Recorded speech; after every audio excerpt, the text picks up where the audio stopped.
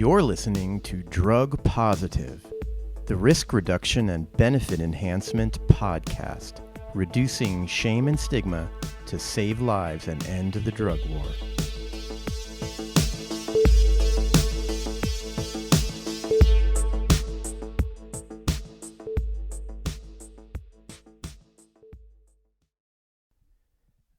Hi everyone, I'm back. And I want to apologize for how long it's been since I've put out an episode. This pandemic has seriously disrupted my life. With everything happening, I really just haven't been able to spend much time even thinking about drugs and harm reduction, much less putting out an episode. The world is so fucked up now, and especially our country. So much scary shit is happening, politically and otherwise, which has nothing to do with drugs, and like many people, I've been trying to figure it out, to get a handle on it, to know what to do for myself personally, but also for others, how to make things better. So I had to pause episodes for a while. Drug policy and harm reduction, I just haven't been thinking about it. But what has been on my mind is how polarized we've all become, ever since Trump's election, but especially since the pandemic. You know, when Trump got elected, I had to rethink my documentary, MDMA the Movie. It's been on hold since I got divorced in March last year, 2019. And that was hard, so I just decided to take a year off and get my shit together. But then COVID hit this March, and so, well, it's still on hold. But really, it was before that, when Trump got elected, that my movie really took its first hit. Because one of my original intentions with the documentary, a theme I built into the script, was sort of highlighting what I thought at the time was MDMA's ability to heal the political divide. I thought, naively, maybe based on my own experience with MDMA, that when people take MDMA, it opens them up to other people's perspectives and brings the best out of them. You know, empathy and compassion and all that. But during the build-up to the 2016 election, I started seeing a lot of people I knew who were psychedelic and MDMA users start becoming really, really hostile towards each other, towards the other side. Liberals and conservatives started becoming really nasty to each other. Then Trump won, and, well, you remember, it's like something snapped. And if there had been a sliver of hope previously, that civility and compromise and mutual understanding could overcome our political divisions, well, that was just gone. I mean, there was no way anymore I could produce a documentary suggesting that liberals should be more tolerant of conservatives and vice versa. That MDMA, the empathy drug, could help us all get along. No fucking way. It would simply no longer fly. Nobody would believe it. Actually, even I stopped believing it. And so I went into a deep depression, probably like a lot of people at the time, and I had to rethink my documentary. In a way, it feels like I lost some of my innocence. This idea that somehow this time, contrary to all human history, with the help of psychedelics, we could end conflict and all get along with each other, like a big happy human family. It seems really naive now, and I've come to realize, as I've mentioned in some previous episodes, that psychedelics really don't have any inherent political content. Whether you're liberal or conservative, you can take psychedelics, and most of the time, it'll just strengthen your own pre-existing views of the world. But eventually, I picked myself up and kept moving forward. I hired a documentary scriptwriter, Johnny O'Hara, and we reworked the storyline. It was going to focus more on the history and fight between harm reduction and the DEA, a drug policy reform film centered around MDMA, but without the notion or suggestion of MDMA healing the political divide. Anyway, the movie's on hold now. A lot of people have asked about it. We need to get through this pandemic before any filming can happen, or sitting for hours in a room with an editor. It just can't happen yet. And it's not just my film. Everything's on hold right now. Anyway, I'm telling you all this for a reason, because the polarization I just talked about, has gotten exponentially worse since COVID. It's really unbelievable to me the number of people who are COVID deniers, people who refuse to wear masks or social distance, and how the divide is largely along political lines. Not completely, but mostly. What is entirely a public health issue has become bizarrely politicized and has turned us against each other even more in almost inexplicable ways. So why? How could this happen? We should be uniting to protect each other from COVID, right? A common enemy that's already killed almost 200,000 Americans, liberal and conservative equally, but instead we're fighting each other. This episode, in some ways, is my attempt to explain one of the reasons this craziness is happening. This episode is not about drugs.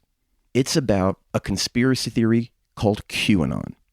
I'm sure everyone has heard about it by now because it's going mainstream. It has millions of followers, and it's frightening as fuck. QAnon is not like any other conspiracy theory before it. It's far more dangerous. In fact, if QAnon is left to continue spreading, not only will all our progress in harm reduction and drug policy reform be rolled back decades, but we could lose what's left of our entire democracy. It's that serious. So I'm devoting a whole episode to it. What I want to convince you of in this episode is that QAnon is not just a joke. It's the intentional weaponization of conspiracy theory culture by the far right. It's deeply connected to the Trump campaign as well as U.S. intelligence.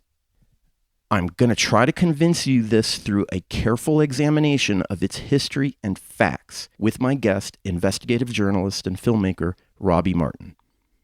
Robbie is the co-host of the Media Roots Radio podcast, along with his sister, another excellent journalist you may have heard of, Abby Martin. A few months ago, Robbie published a 2-part episode on his podcast about QAnon, and I'm going to include the links to it on this episode's page at drugpositive.org. Because if you like this episode, you'll need to listen to those as well.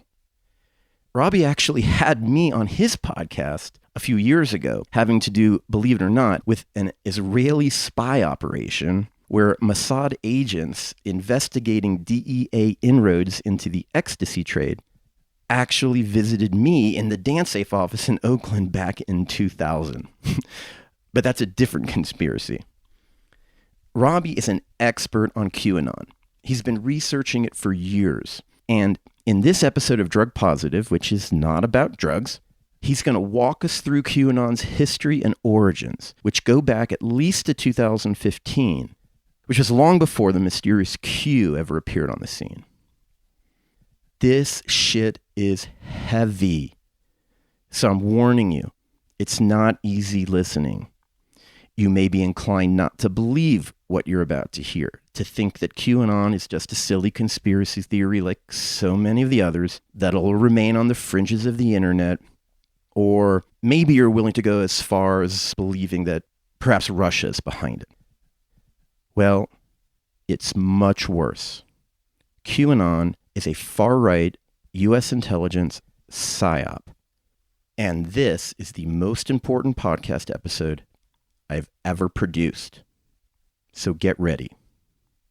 But first, real quick, I want to thank all of you who are still my Patreon subscribers, still hanging in there with me, and for all my new subscribers over the last couple months. Liam, Delta, Slim, Ryan, and Michael. Thank you. I truly appreciate you.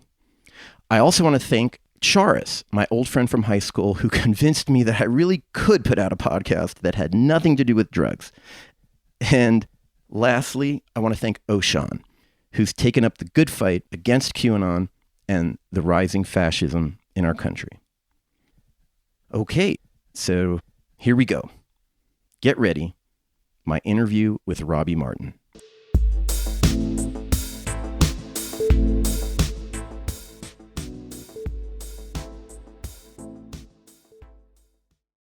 Robbie, thanks for coming on the show. It's great to have you.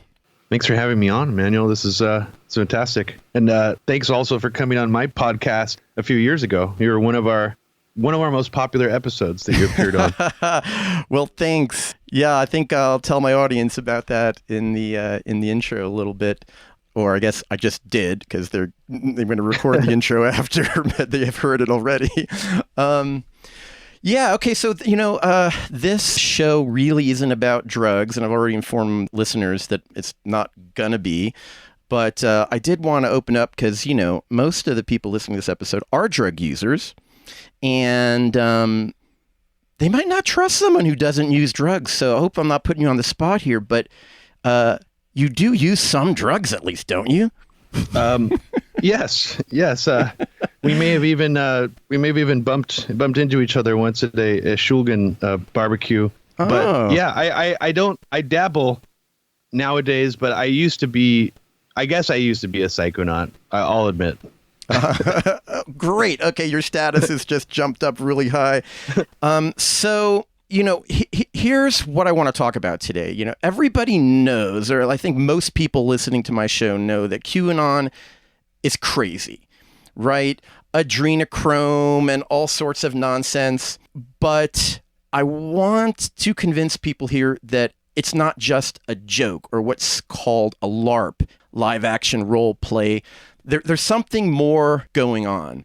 And that's what I want to talk to people about in this show. And so, long before the internet, back in the 80s, I remember reading Peter Dale Scott, who is a legitimate academic author on government covert operations. Then kind of in the 90s, a pivotal book for me was Alfred McCoy's The Politics of Heroin. One of the first main treatises with lots of sourced evidence how the CIA was facilitating the heroin trade. And back then, there was nothing wacky about this. These weren't conspiracy theories. This was deep politics. And there were no UFOs, aliens, or anything crazy about it. It was before the internet. And today, though, I think that deep politics has become synonymous with conspiracy theory. And when you talk at all about U.S. government covert operations, a lot of people just roll their eyes because they're so used to hearing these wacky things that the internet is just filled with when you touch on these topics.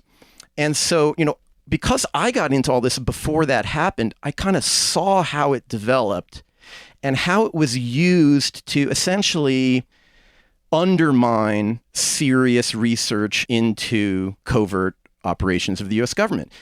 I like to point out this famous quote by Friedrich Nietzsche: "The best way to defeat your opponent is to defend their position with faulty arguments."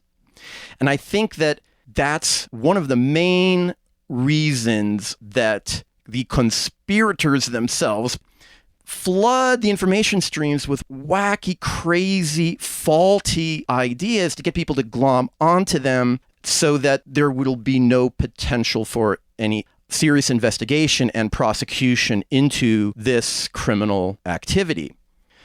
So, when QAnon first came out, I thought this is part and parcel of the same strategy that they use, right? They're trying to inject a bunch of crazy nonsense into the Epstein scandal because the Epstein scandal is real, right? Epstein was very likely working for U.S. intelligence to entrap powerful people into having sex with underage girls in order to control them. I remember in 2015 when some of these young women started coming out, they had testified that there were hidden cameras and microphones in these rooms where they were having sex with these very important people. We live in a mafia state. This is the kind of shit that they do, right? And so QAnon coming out this pedophilia ring, blah, blah, blah, and injecting all this adrenochrome craziness into it seemed to me to be part and parcel. They're just trying to make it so that nobody can do a serious investigation into Epstein's connections to U.S. intelligence in order to protect them from potential prosecution. But after listening to your two podcast episodes, I realized, there may even be something more going on here. So what I wanted to ask you, first off, is to what degree do you think QAnon is still at least partially about preventing a reasonable and focused investigation into Epstein's intel connections. And then what are the bigger things that you think QAnon is about? Like, give us your basic thesis, and then we'll get into the details. Okay, so given what we've seen QAnon evolve into over the last now 3 years, I would say my general theory is that it is designed to shore up not just the entire conspiracy movement into one singular unified narrative, which has really never happened before, but it's also designed to specifically defang and basically turn the entire patriot militia movement into people who now believe that the left is more dangerous than the federal government. And I don't think that that's actually ever happened until now. And I know most people, a lot of left-wingers who might be listening to this will be like, well, those right-wing patriot people have always been crazy and have always hated the left. Maybe that's true on some level, but I think they actually, until now, were more paranoid and worried about federal government overreach and feds and FBI agents and things like that, ATF agents, than they were worried about Antifa and left protesters. That's a very new thing. And right. I think those two things are really major. But one other really unique thing about this, Emmanuel, and you'll agree with this, I'm sure, is that this is the first major conspiracy theory that I have ever known in my lifetime that turns the president of the United States into the hero of the conspiracy theory. Yeah. And this is really fascinating to me because it does sort of connect back to Roger Stone, because what did Roger Stone do in the conspiracy world before the Trump campaign? He was all over the JFK conspiracy stuff. He was pushing a book. So I think on some weird level, Roger Stone has some hand in this narrative, in the sense that the JFK fighting the deep state narrative is sort of the template, I think, loosely where this comes from, because that's the only other mainstream conspiracy narrative I can think of where a president is represented as a hero fighting the deep state. And in that case, obviously, that narrative is that the CIA and other actors had to kill Kennedy because he was a threat to them. So I think, generally speaking, that's sort of the purpose of it. I don't know if I fully answered your question. So, well, okay. So you think that QAnon may be pushed by elements within U.S. intelligence in order to create sort of like a brown shirt force that's willing to attack the left if needed, that this might be about consolidating power within a more far-right sort of fascist style of governing, and maybe weaponizing the conspiracy theory community. Is that pretty much your thesis? Yeah, absolutely. Okay. I think the brown shirt force is particularly interesting because they actually, the switch flipped, I think, on the QAnon narrative very early. After, I think it's maybe its third or fourth posting ever, QAnon actually said that emergency military command must be put in place by Trump and by the Pentagon.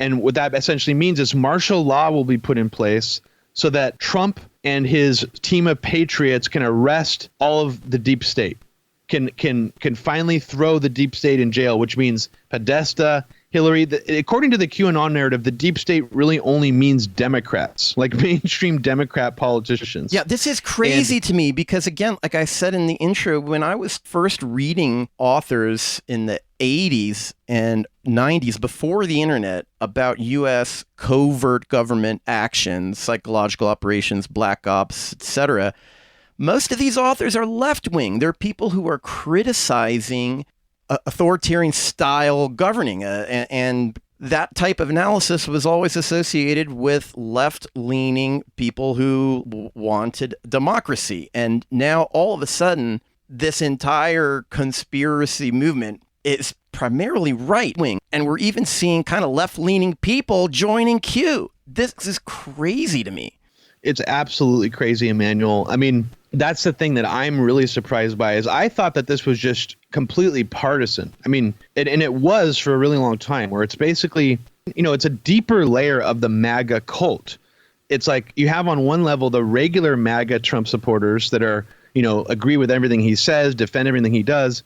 But then you have this deeper layer of the MAGA cult, which believes that he's secretly waging a shadow war against child sex traffickers and the elites together, and that Trump is actually saving all these children. And that's secretly the real mission of the Trump presidency. Crazy. Okay, but I don't want to lose people here. Some people, probably most people listening to this episode, have just heard the crazy stuff about QAnon and think those people are just nuts. Maybe recently they've started seeing, because the media is reporting on it, that Trump himself is starting to give some shout outs to QAnon, and maybe that's got some of them thinking. But let's get into the evidence that this is deeper than just a joke or a LARP, live action role play. And one of the more fascinating part of your podcast, your first episode, was this guy, Steve Pieczenik. It's a weird spelling of his name, P-E-I-C-Z-E-N-I-K.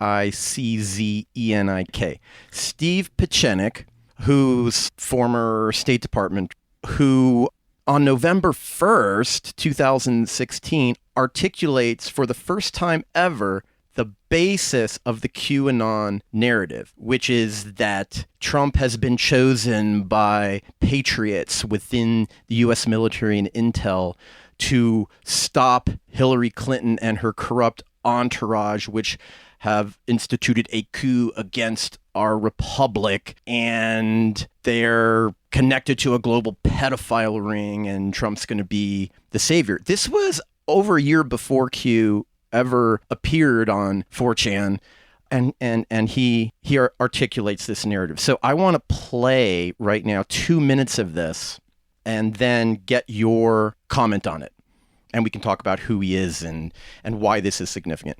So listen to this. On November 1, 2016, Hillary and Bill Clinton and their entourage of assistants effected a civilian coup. We in the intelligence community and others involved have informally gotten together, and with their permission, I am beginning to announce that we've initiated a counter coup through Julian Assange and WikiLeaks. What has happened in effect when Comey had to open up the case of Hillary Clinton and discuss the emails that were involved, it was not the case itself that was as important as the fact that this was the entree for many of us in the counter coup to say to the administration, we have your number.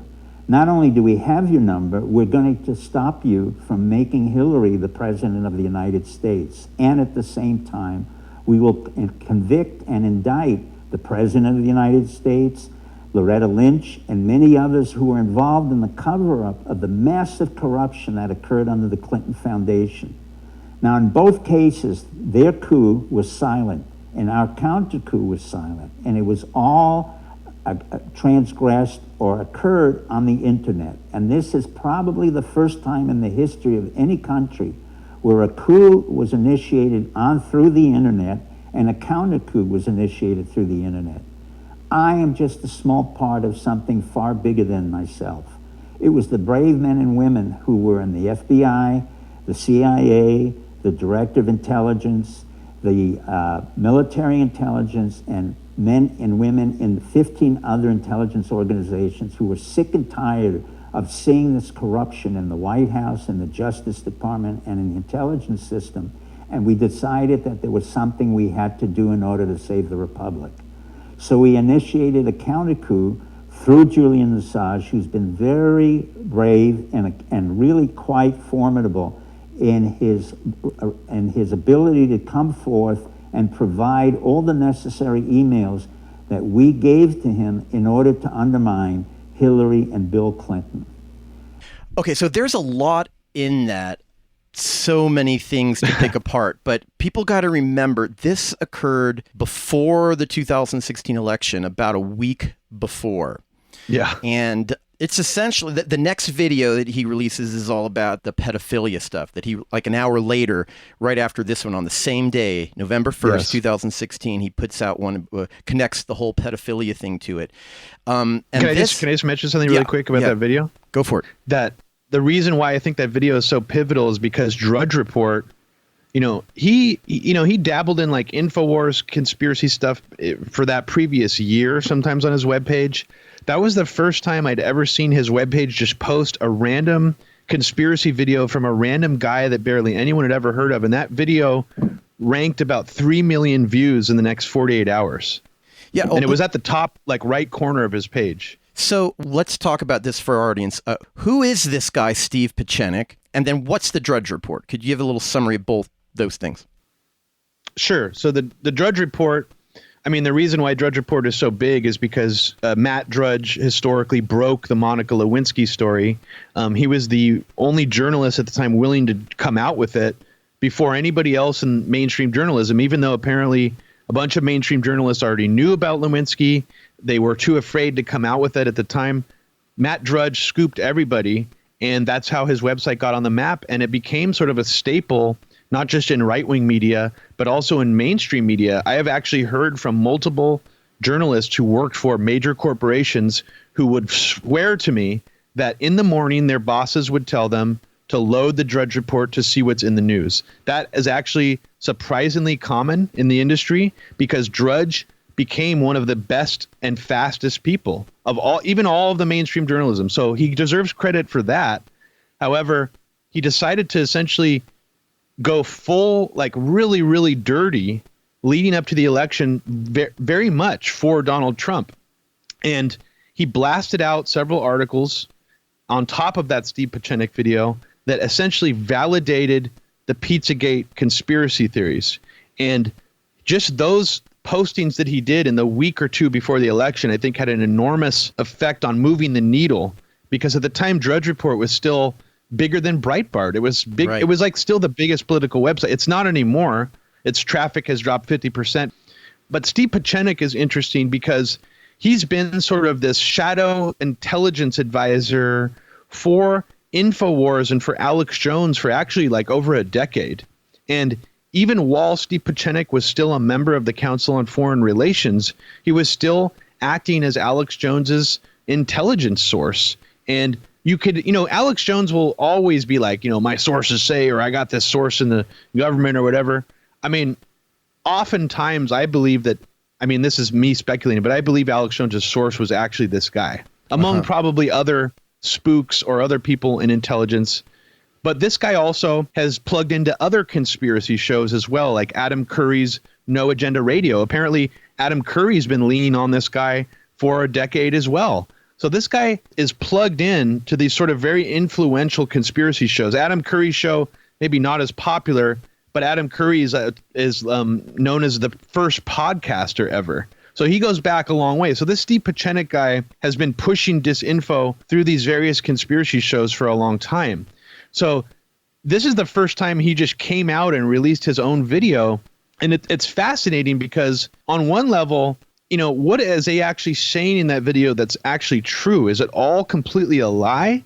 I actually would argue that some of what he's saying in that video may be the truth. And that's what's actually bizarre to me. And if you want to go into that, I'd be happy to. Yeah, well, one of the big shockers to me in there is that he actually says, I wonder if the audience picked it up, that this counter coup by the Patriots to stop the Clinton coup is being assisted by Julian Assange from WikiLeaks, who released the Clinton emails and the Podesta emails. And he says the emails that we gave to them. He says in this video that we, meaning patriots in the intelligence community of the U.S., gave the emails to WikiLeaks. It wasn't Russia, at least according to him. That's nuts. No one's ever said that publicly. That's never even came out that U.S. Intel was the leaker of Hillary's emails. That's correct. And, I actually forgot. Honestly, I forgot that Steve Pieczenik actually said that in his video. And it's funny that I forgot that because after doing all this research and deep diving on QAnon, I have come to the same conclusion just through my own other research that, to me, it does seem like this wasn't a hack by Russian foreign actors. This wasn't Seth Rich internally leaking things, because let's just say, for the record, that Seth Rich wouldn't have had access to both the Podesta emails and the DNC emails. It would have been impossible. So that narrative really doesn't just hold up on its face. Only if you think he was involved in the DNC leaks, maybe. But there's 2 email leaks here from totally different sources. So I think, on some level that this was some kind of inside job, intelligence agency effort of people who wanted to get Donald Trump in office. So that's where I've come in terms of my conclusion with this. Yeah, and if you listen to the next video where he brings in all of the pedophilia stuff, and then you recall that Pizzagate was all about weaving into the Podesta emails this coded language that it was all about pedophilia and cheese pizza, child porn, and the Comet Pizza shop where a lot of Democrats went in D.C. All that nonsense, all that Pizzagate nonsense is highlighted in this video. And if they're the ones, if he's telling the truth, and they, meaning the far right elements within U.S. intelligence, are the ones who leaked the emails to WikiLeaks, they'd been planning this for a while. Yeah, I think here's another interesting clue, Emmanuel, is that so has Trump. We think of Trump as this bumbling, drunken boxing guy who just has this sort of magical skill, but he's actually just totally incompetent. Well, I would argue that actually Trump was very much plugged into InfoWars before his presidential campaign. And this can be proven by the fact that his whole birther thing that he did try to do, with Obama before he actually launched his presidential campaign was directly the work of Alex Jones's partner, Jerome Corsi. And that's all been well documented. So it's interesting to me no one's actually connected it back to that. It didn't start with Roger Stone leaving a trail of breadcrumbs on InfoWars saying that Trump is a secret truther. Trump has been plugged into InfoWars for years previous to this. That's Alex Jones' show, if you don't know. So one of the other interesting things about this Pieczenik video is he talks about how this is the first ever coup and counter coup that, quote, took place over the internet. It's almost like he is intentionally trying to involve the viewer to become activated as part of it, right? He's saying this is our revolution. We're taking our country back. It's a, silent coup that you can participate in. It's really a scary call to action based upon this theory of the Democrats and people on the left being pedophiles. And that's what's happening now, right, with QAnon. Yeah, QAnon has done that on steroids. It has taken that mentality to really as far as you can take it, short of QAnon instructing its own followers to pick up guns and go hunt leftists and, do a citizen's arrest on them or kill them. Like, QAnon has done everything up until that point. And I know that maybe sounds hyperbolic that I'm saying that, but once QAnon, and this happened about a month and a half ago, started asking people to take an oath, and you started to see thousands of videos of people taking this oath to QAnon, that to me is when it really solidified itself as a dangerous, potentially very violent cult, like a real cult. That was the tipping point, I believe. Right. Okay. And so what we're trying to argue here is that this cult is being led, or at least shaped, by far-right forces high up within the government. And so other than this Pieczenik video, let's get into some of the other evidence.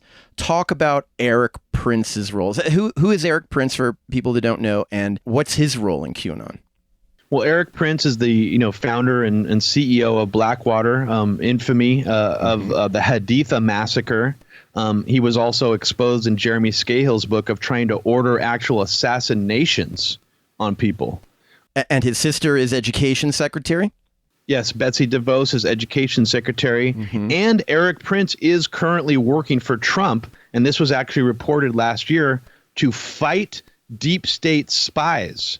And also Eric Prince announced several years ago that he was shifting more to sort of a advisory role in terms of what his company did.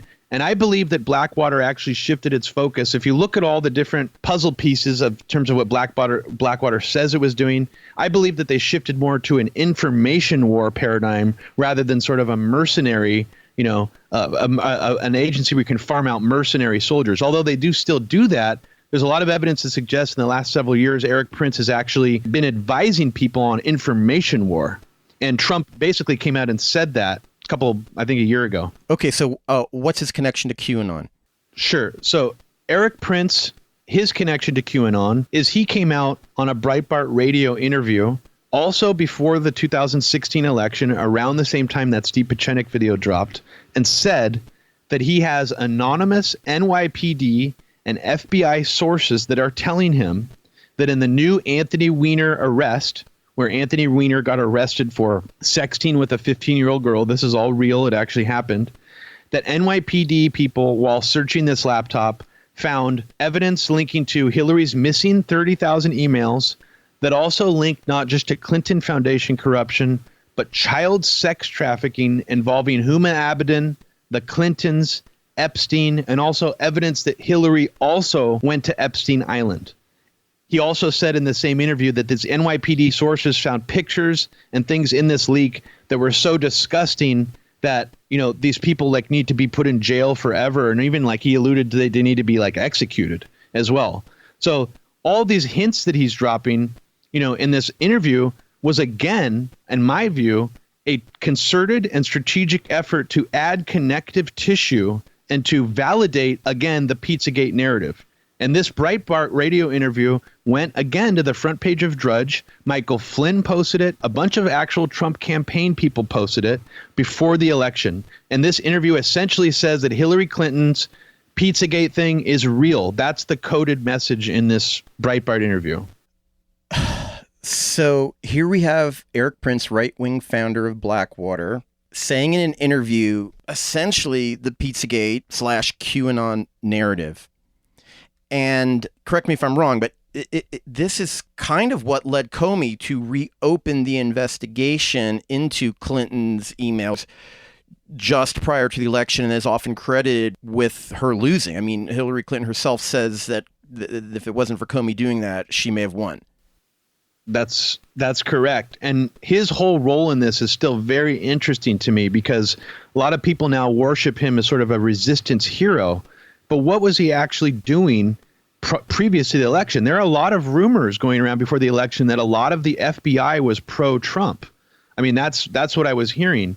So it is very interesting to think that, was he helping out Eric Prince in the Trump campaign and then had buyer's remorse later and is now playing from the other side? I don't really know. But what's also interesting about that Eric Prince interview is notice he says he has anonymous FBI and NYPD sources. In reality, Emmanuel, I don't know if I actually covered this in my podcast. Before QAnon started posting on 4chan, several months before that, actually after the election, I'd say in the year of 2016 to 2017, there was someone posting on 4chan saying, I am an anonymous NYPD source and I can confirm what Eric Prince is saying is true. And it's actually way worse than what he's saying. So the QAnon identity seems to have evolved out of this sort of idea that NYPD or FBI anonymous sources, anons, were posting leaks on 4chan. Uh-huh. All right, Michael Flynn. What's his role? Yeah, well, Michael Flynn's role is really interesting because he's considered the QAnon narrative. If you're looking at the heroes in the QAnon narrative from the QAnon narrative perspective, they are basically Donald Trump and Michael Flynn. Those two people are the deities, the impenetrable, the infallible heroes of this narrative. So that in and of itself needs to be examined because I do think Michael Flynn is also involved in this narrative. And one interesting connection here between Michael Flynn and all this is that previous to the election, Michael Flynn, Eric Prince, and Barbara Ladine, who sat on an intelligence committee, I believe in the Senate, were all collaborating together to solicit the dark web or the deep web to find hackers in other countries to actually obtain those 30,000 Hillary emails on their own. This is probably one of the most fascinating things that came out of the Mueller report is this little detail And it has nothing to do with Russia or anything. They're not trying to solicit Russian government people. They were trying to do this all on their own, privately through their own sort of shadow network to get Hillary's emails. And Michael Flynn, if people don't realize, co-wrote a book and is friends with Michael Ledeen, who is, in my mind, probably one of the craziest original Project for the New American Century neocons. And Barbara Ledeen is Michael Ledeen's wife. Somehow she was trying to solicit these emails from hackers as well.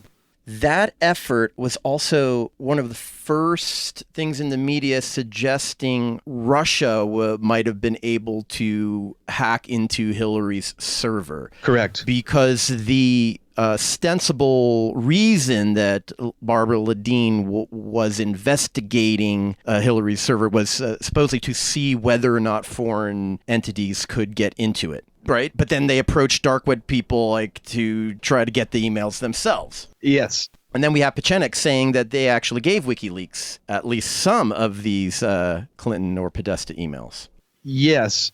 Yeah. And I just want to mention really quickly that the idea that that Russia was trying to hack into the State Department servers, that was a news story like before the idea that the Russians had hacked the DNC. The media was pushing that, that Russia was constantly trying to get these 30,000 Hillary emails in all these different ways, and they kept trying to penetrate networks and et cetera. So that was sort of already in the air around the time that Guardian, story was supposed to happen. Right.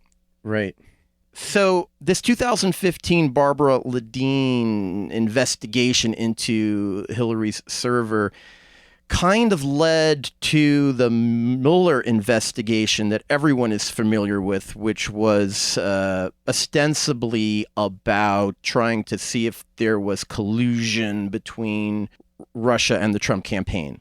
But you suggest there could be something more going on there. Tell us about that. Well, there's a very interesting parallel, I think.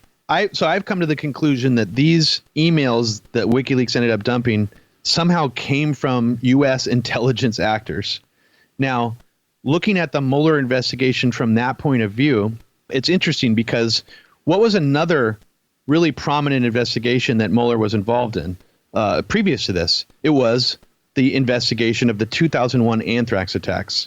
Now, after all my research on those attacks, that's something I've also heavily investigated over the years. I put a documentary out about that. It appears that the anthrax attacks were some kind of inside job, probably done by someone at the CIA. Some of Bush's neocons were probably involved in that, based on all my research.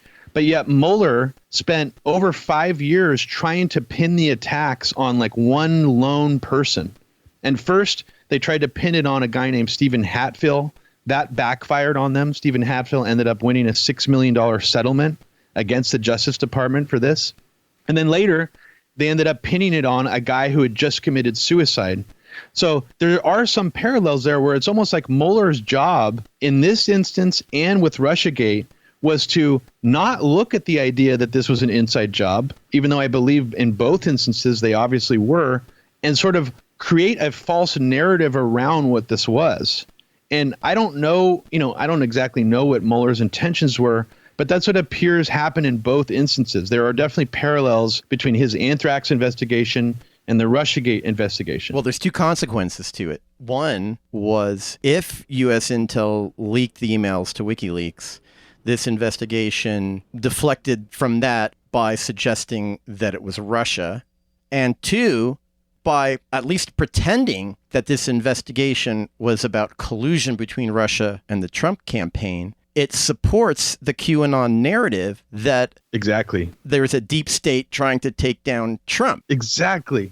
So this is where we might lose a lot of our audience because, I think what we're coming to agree on here is that, and I thought this from the beginning, I didn't know all the details about QAnon, but I thought there's no way that Trump is in some major conflict with the U.S. intelligence community. Like that just doesn't happen. And when I had Douglas Valentine on my show, I didn't air this part because it wasn't about drugs, but I asked him and he said, absolutely, that's ridiculous. So I think the whole thing from the beginning has been a ruse. But see, that is, Are we seeing what's going on here? The sort of the consolidation of the various agencies and covert agencies coalescing around the far right, willing to just kind of take down the Democrats and anyone that leans left, and that we might actually see, like a lot of authors are writing about now, the end of democracy in this country?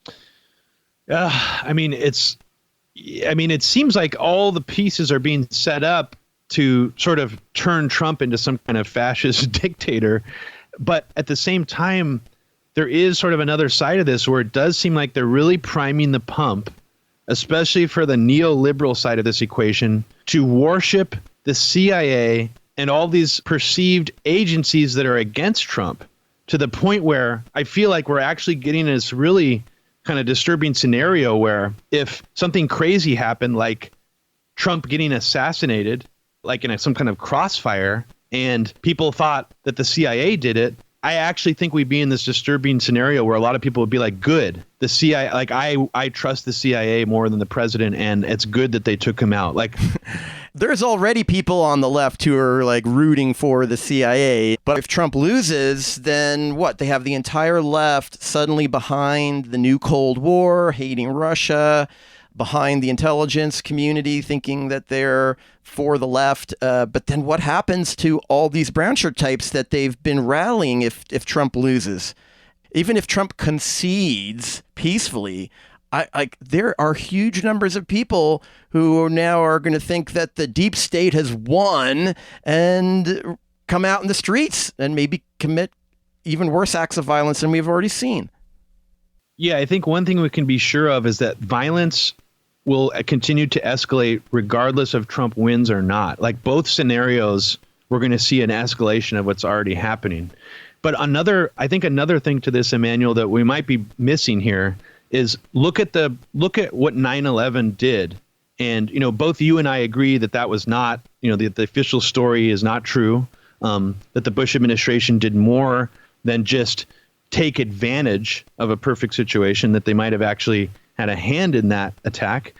I mean, psychologically, look how important that was for sort of the post 9/11, Patriot Act, making people more complacent, those kinds of things, eroding our civil liberties. Right. And I think that the fear of a civil war, the fear of a fascist takeover, the fear of far-right violence, the fear of Antifa, the fear of BLM from the other side, all that stuff is sort of starting to remind me now of this idea of the sort of the post 9/11 era. Like these quote unquote terror attacks will continue if we don't do something about them. And that's where I'm starting to go with this, because I could see that being really easy for people in power to take advantage of in all sorts of ways. And then when you combine that with the COVID-19 pandemic and the lockdowns, I mean, we're really possibly heading towards not necessarily like a Trump fascist, brown shirt, sort of that kind of fascism, but more like a systematic fascism, like just in general. And I think, that's sort of what I felt where we've been heading ever since 9/11. But now I feel like this is really creating the perfect storm for that other shoe to drop, so to speak. Like I almost feel like 9/11 did not get these people in power everything they wanted in terms of shoring up the power they wanted to have. This climate right now could be that opportunity. And there's all sorts of factors that could play into that. But I think generally speaking, that's what's going on. Scary. I'm glad you brought up COVID, because you can't talk about QAnon without talking about the pandemic denial. And this is really bizarre to me. What is the relationship between the anti-mask movement, the pandemic deniers, and QAnon? Well, I think at a certain point, it becomes obvious that QAnon partly exists to just absolve Trump of any wrongdoing whatsoever. And of course, Trump, was basically denying the danger of COVID-19 and not doing anything and calling it a hoax and joking around about it for like 2 months straight. as the pandemic was already breaking out. And you think that was just Trump? You don't think that was coordinated or part of this whole manipulation? You just think that he just made a mistake by doing that, and then the Q people just started defending him?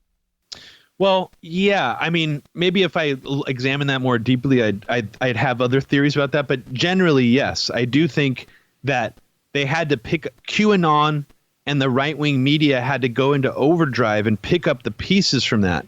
And at a certain point, actually, there was an interesting moment where it almost seemed like the right-wing media was like, yeah, Trump, you do need to like snap into action and take this seriously. And then somehow just that machine cranked into overdrive and was like, actually, none of this is Trump's fault. It's a Democrat hoax. It's an election ploy. The lockdowns are to make Trump lose the election. I remember that stuff coming out almost immediately.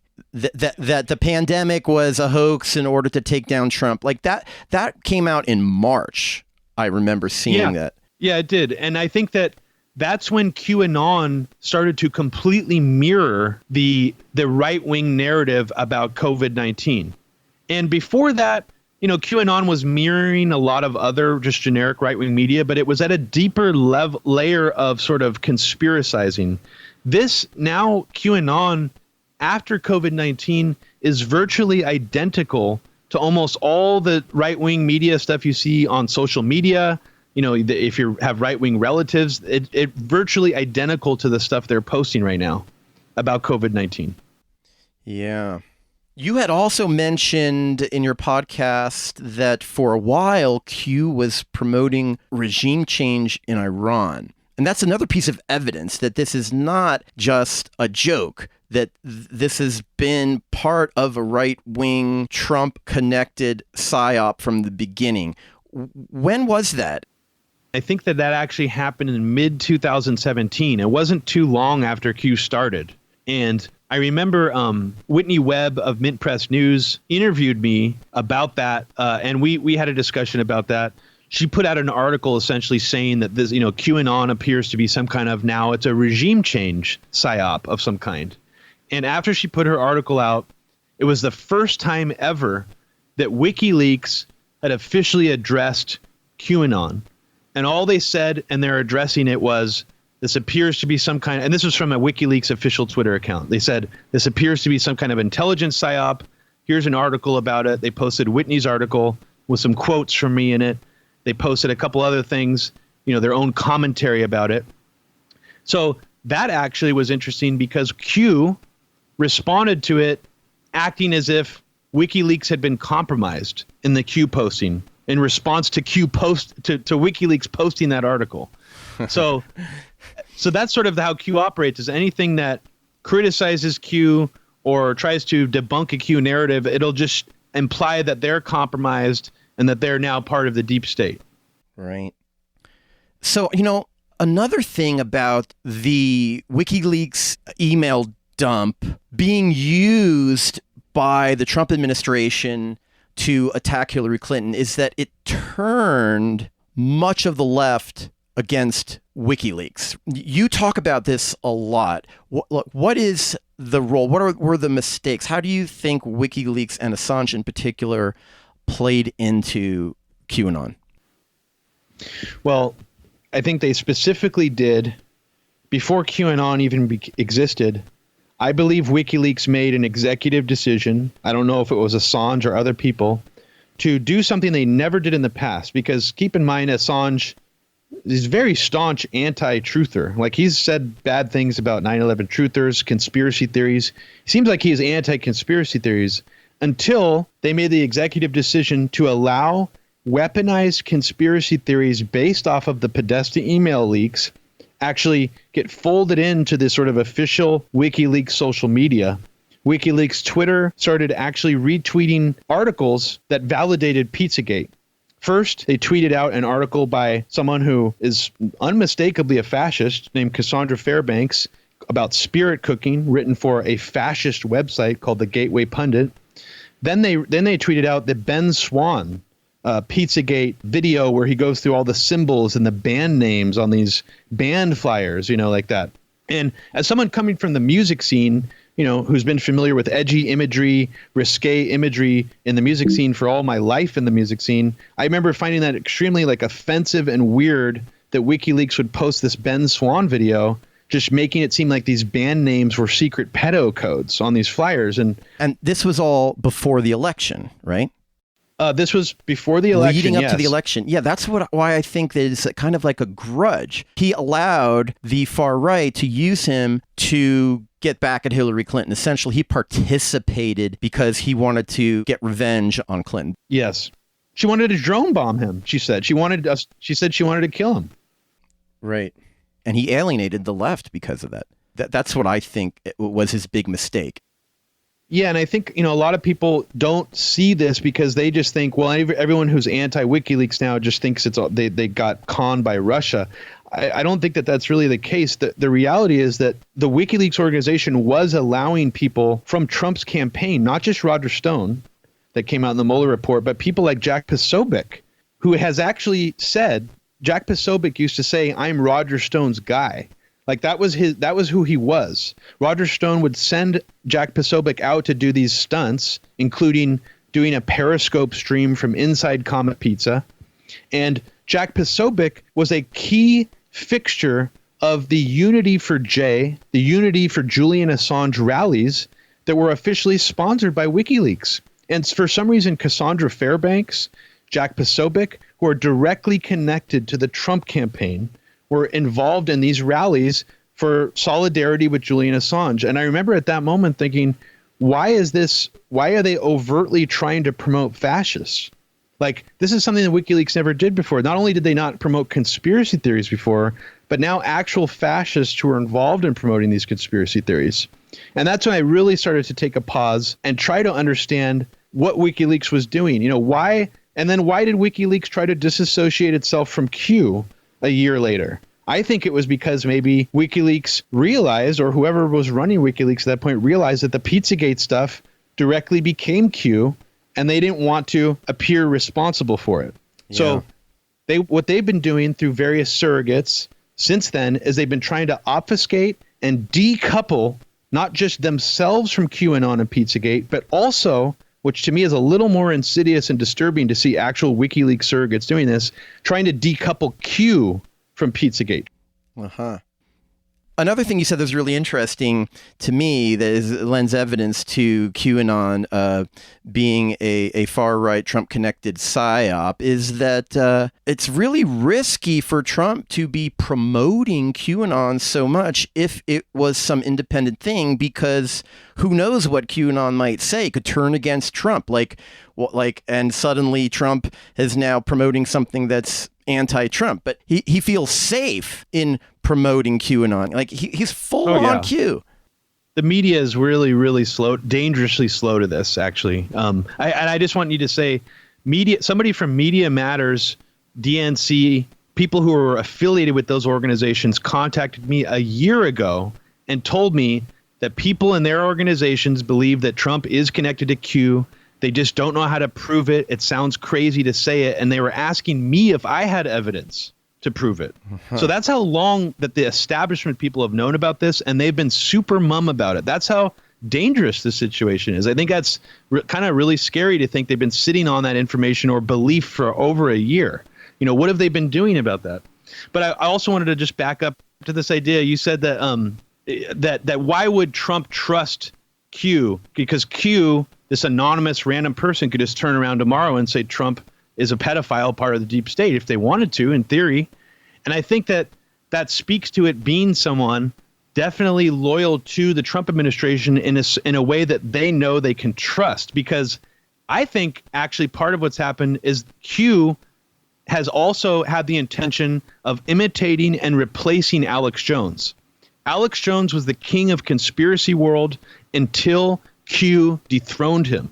And I think that's really important to understand, is that, maybe the Trump administration just saw Alex Jones as a loose cannon, an egotistical braggart who just spilled the beans too much or said things that they didn't want him to say. And somehow Q is more on script, is more pushing the narratives that the Trump administration wants. And I think that that's some of the biggest evidence that means that it cannot just be Jim Watkins of 8chan who's Q. A lot of these new Q analysts are saying Q's been doxxed. It's Jim Watkins. We know. Right. No, that's absolutely not true. There's no evidence for that. And also, Frederick Brennan, his co-partner in 8chan, is the one pushing that. And let's just say, in theory, Frederick Brennan could have also been posting as Q2 if Jim Watkins was. So why should we trust Frederick Brennan just because he has buyer's remorse now as of being part of 8chan? He did horrible things too, So I don't think any of these people are trustworthy. Yeah, it's easier for people to wrap their heads around, it's just a joke, it's a LARP, one guy is doing it, than it is to kind of really look at the history of this and see how long it's been fomenting.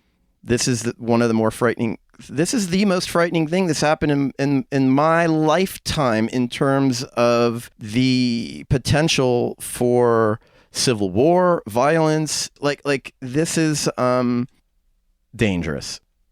I think so. And people need to realize it. All right, so you also mentioned spirit cooking. Yeah. This is part of the Q narrative as a way of spinning not just pedophilia, but also what you call like satanic panic into QAnon, which really rallies up the evangelical and Christian right. Talk about that for a bit. Well, yeah, so satanic panic, has been something that's come in and out of, I wouldn't even say politics necessarily. It's just become something sort of urban legend, part of American culture since I've been a child. Heavy metal music, playing records backwards, those kinds of things. These ideas that there's satanic child sacrifice. I think the McMartin trial. I'm trying to think of some actual like pedophile trials that have taken place based off of the satanic panic, but I can't quite remember now. There was that documentary, the 3-part. The West Memphis people. Yeah, what was the documentary called? Paradise Lost. Yes, exactly. Yeah. So this is all, this has always been a common theme in like rural America, I guess. But this is the first time that I've seen satanic panic like weaved into a larger conspiracy narrative, this singular conspiracy narrative, that not only are these elites potentially child molesters and trafficking children for sex, that they're also secret Satan worshipers who eat adrenochrome out of children's brains. And this spirit cooking performance by performance artist Marina Abramovich was, I guess, all they needed to believe that that's the case. That was enough to tip a lot of these right-wing people into thinking that these people are definitely Satanists. There's no other explanation for why they would hire this performance artist who draws things on the wall and what appears to be blood. She's a Satanist. They're convinced that Marina Abramovich herself is some kind of Satanist. Now, has she come out and made a public statement about this, or has Podesta? Is anyone who is a direct character in the QAnon narrative trying to fight it? That's a really good question. I think Marina Abramovich has responded to it. Okay. But I don't know what she said. But just so people understand, Marina Abramovich is not like some obscure fringe artist. She's like probably the most famous and probably most wealthy performance artist in the world. Like celebrities love her. If you're a elitist celebrity like Jay-Z, these different celebrities, they'll hire her to like throw parties. Lady Gaga hired her to throw a party, and she makes like a facsimile cake of herself, like that looks like a cake made of her own body that people can eat. And all these right wingers are also convinced that's a satanic ritual. So that's how that got started. But there's really no evidence at all that she's actually like an occult practitioner, even like, or that she even dabbles in that. It's just all shocking imagery, shock tactics. She's done like every kind of performance artist you can imagine under the sun. She's done it. Yeah. It's almost like, I mean, forget her, but there's the Clintons, there's Podesta, there's so many people who are targets of this conspiracy who are high up in government, and they seem to be, for the most part, ignoring it. And it's almost like they just thought that maybe they're strategizing it's best not to give any energy to such kooky things without realizing how powerful it is. But they should start realizing it now. The mainstream media is starting to report on QAnon. Trump is giving Q very blatant shout outs. You would think if this was just something within the Trump campaign, that the Biden campaign and some of these other folks would start coming out now and speaking against it. You would think that, Emmanuel, if they were serious about winning the election. But there could also be another component to this, honestly, which is fear. It's the fear of being targeted by QAnon. I know that may sound strange, but QAnon has amped up to such extreme levels now that if QAnon, wanted to say a random person's a pedophile part of the deep state, there will be people at that person's doorstep the next day threatening violence against them and possibly bringing a loaded gun. I'm not joking. Like, that's how serious this has become. So if you're especially if you're an obscure person, politicians, these powerful people have Secret Service, they have security. But if you're a random journalist right now, like as part of some, outlet, and you get targeted by QAnon, that could really seriously disrupt your life. I mean, that's a serious thing to consider. Do you think we're in danger for this your podcast and this one? If QAnon turns into what the scariest theories that I've been laying out here, like if it actually does evolve into that, yes, I do. Like I genuinely do. I do, because even as I've been arguing with people about QAnon online, at a certain point in the argument, they'll be like, your gig is up. We found you out. You're you're a pedo. You're part of this. Like, we know what you're hiding. Like, that's where QAnon supporters will go when they lose arguments. And that's kind of scary. They are going to a place of saying, well, you're part of a conspiracy. You're a deep state pedophile, and we're going to lock you up or kill you when the storm comes. So they've already gone to death threats and Twitter arguments with me all the time. And I don't know if you saw this Marianne Williamson quote from August 20th, where she says QAnon is a dark psychic force. And, allegorically speaking, I think she's absolutely 100% correct with that assessment. Whatever this is some of the darkest energy we have ever seen in this country, maybe since the Salem witch trials, or I'm trying to think of another era of complete hysteria. And it's hard for me to actually think of one other than that. Right. But, accurate analysis has a way of protecting you. And you even mentioned this when you and Whitney Webb, when Whitney Webb interviewed you for an article about Q, and you exposed a lot of these deeper connections. There was a Q drop. Q came out afterwards and didn't say anything directly challenging the evidence that you exposed, but instead just some cryptic thing about, which sounded to me like they were referring to you and Whitney Webb in this article, right? There are forces working against, right? Like, yeah. I think it would draw too much attention to the truth if they were to come out and talk about you or us on this podcast, because then people would come and listen to it and it might shake up their ruse. So they'll just probably ignore us. That's a very good point.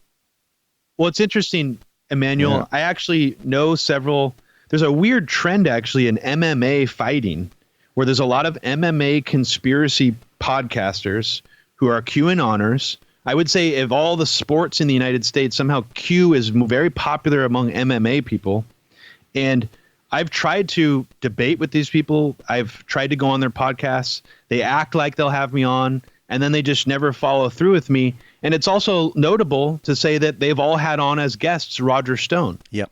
So there does appear to be some internal messaging, some behind-the-scenes messaging saying either don't address Q at all, play dumb, or if you do, only address it in this certain way. And then there's other people from the Trump campaign and administration who are overtly dog whistling to it. Yeah. At the same time. Well, we saw this same thing in the 9/11 movement. There were a lot of really reputable, level-headed people calling out the unanswered questions, victims, family members, right? And once the crazies got involved in the movement and started having their conferences, they would just ignore all of us, and they would invite more of their crazy friends to come. And with tons of money, overtook the whole 9/11 truth movement, and the sane people in it kind of one by one, including myself, just dropped out. Yeah, I mean, that's same with me. There's definitely a lot of disinformation peddling and people trying to control the narrative. And, you can't talk about that also without mentioning how Alex Jones tried to basically anoint himself, and he called himself the godfather of the 9/11 truth movement. I mean, he tried as hard as he could to make that his own thing, and he essentially ruined it. Yep. I mean, not single-handedly, but the big question for most of us, reasonable people in the early part of the movement was, is Alex Jones CIA, or is he just a nutcase? And I think he's a nutcase, to be honest. But we didn't know at the time because he did so much damage to the family members who we were working with in their efforts to get accountability. Yeah. Yep. I forgot. I wanted to ask you at the beginning when I sort of told people about how I got into deep politics in the 80s before the internet. I forgot to ask. I wanted you to tell me, how did you first get into researching conspiracy theories? And then when did it finally occur to you that, hey, some of these may have some truth to them, even without believing on the more outlandish claims surrounding them? Do you have a story around that? Yeah, I mean, I guess I've talked to a lot of other truthers, and I guess I'm unique in this, that when 9/11 happened, I was extremely confused and skeptical of what the news was saying, especially the idea that bin Laden was responsible and that we need to invade Afghanistan. Mm-hmm. I was vehemently against that idea. I remember thinking it was very surreal how no one was demanding proof. Everyone was just rushing to judgment that we need to attack another country. And I think what really flipped me into full-on deep politics was I was just already sort of toying around with theories, reading things online, but it wasn't until I made a prank fake beheading video of me pretending to behead my friend who was pretending to be an American soldier. We filmed the video, we uploaded it on file sharing networks online. We never sent it to any journalists. And 3 months later, AP and Reuters picked up the story of an American soldier beheaded in Iraq, and they listed my friend's full name in the article.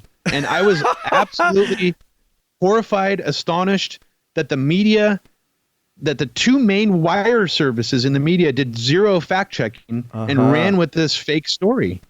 They didn't try to see if my friend was alive at all. He says his full name is in the video, so it's not like they couldn't have looked it up.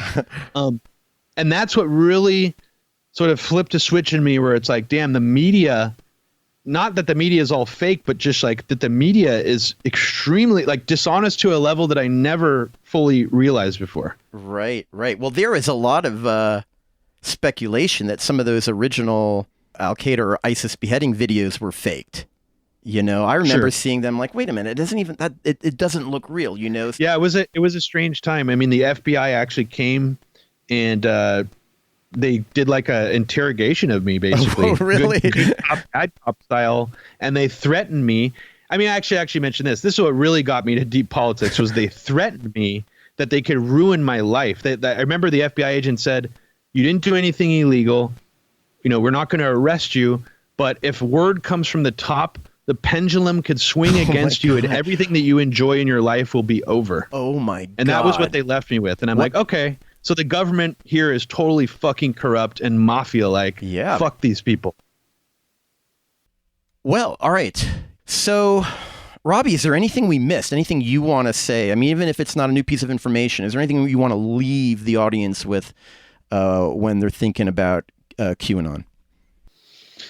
Yeah, I mean, I would just say be very, very skeptical of any conspiracy theories that you're seeing right now that absolve the current administration of any wrongdoing. I mean, as a basic rule, I think that if you're going to gravitate towards any conspiracies, try to avoid the ones that seem to cleverly omit Trump and all of his people and all of his loyalists from the equation. Because on some level, even beyond QAnon, the right has seized onto these conspiracy narratives and are completely just using them to their own benefit. And you actually have to search kind of far and wide now for new conspiracy narratives that are not pro-Trump. And that's something that you'll see very clearly. So if you could sort of zoom out and think, wait a second, maybe Trump is not fighting the deep state like I've been told to believe, and look at it through that lens, maybe you'll see very clearly that this is really all a work. It's a setup. This is not normal for the conspiracy movement to all get behind the president of the United States. And, I think maybe sounds really obvious, but I think some of these people just haven't really been thinking through this clearly. They bought into, maybe because of Russiagate, and like you said earlier, we didn't really go fully into this, but this is all, it makes sense to me why people would think the deep state is versus Trump. I mean, there was just a national security letter in Washington Post where it was like 100 national security official GOP people want you to vote for Biden. And it's like, that alone is going to reinforce the QAnon narrative, because I could see how someone completely uninitiated to all the things we're talking about would look at that and be like, oh my God, the deep state is against Trump. I need to vote for Trump. But it is also true that tons of former CIA are running for office as Democrats. Exactly. And that's also not helping. And that's making that perception much worse. Yeah. But also, I just wanted to mention this. It's funny to me because, all the QAnoners actually know that Anderson Cooper, the Vanderbilt from the Vanderbilt family, was former like a CIA recruit. They all know that. But what's hilarious to me is they don't care that Tucker Carlson also tried to join the CIA, and his dad ran the CIA's media arm for 20 years. Like, Tucker Carlson's a hero in QAnon too. In fact, QAnon started just posting straight up Tucker Carlson segments with no commentary last month. It's so unbelievable to me what's happening right now. And, I don't know enough about Nazi history, but there's a lot of people saying that what they're seeing right now and with QAnon is straight out of Nazi playbook. And then there was the Reichstag fire. The most frightening idea to me is that there's going to be some big false flag catastrophe that will fit right in to this whole narrative, and that's going to be the end of our democracy. It's not going to take much. Yeah, it's not going to take much, Emmanuel. That's the scary part, is whatever a false flag or event would need to be at this point would actually, it wouldn't even need to be nearly as big as 9/11. Like, I don't know if you saw this Rand Paul video where everyone's saying Rand Paul was attacked by a mob, and all the right-wing ads from super PACs now are showing Rand Paul trying to walk through this crowd and cutting scenes of, violence and looting and buildings burning in between. So using that as a template, and I'm not trying to encourage anything, I'm not trying to fearmonger anybody, but all that has to happen right now is a prominent Republican has to be killed by a quote-unquote protester or quote-unquote angry mob.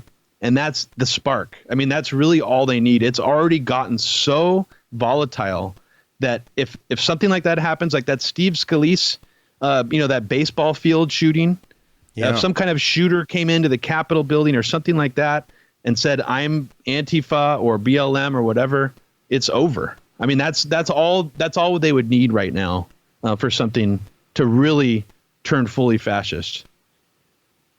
This is a good place to leave it, because what I really wanted to do with this episode is convince my listeners that this is not a joke. This is serious. I don't have the answers to it, but as usual, truth is the most important first step. We need to know what we're up against, and we're all in this together, everyone. Yep.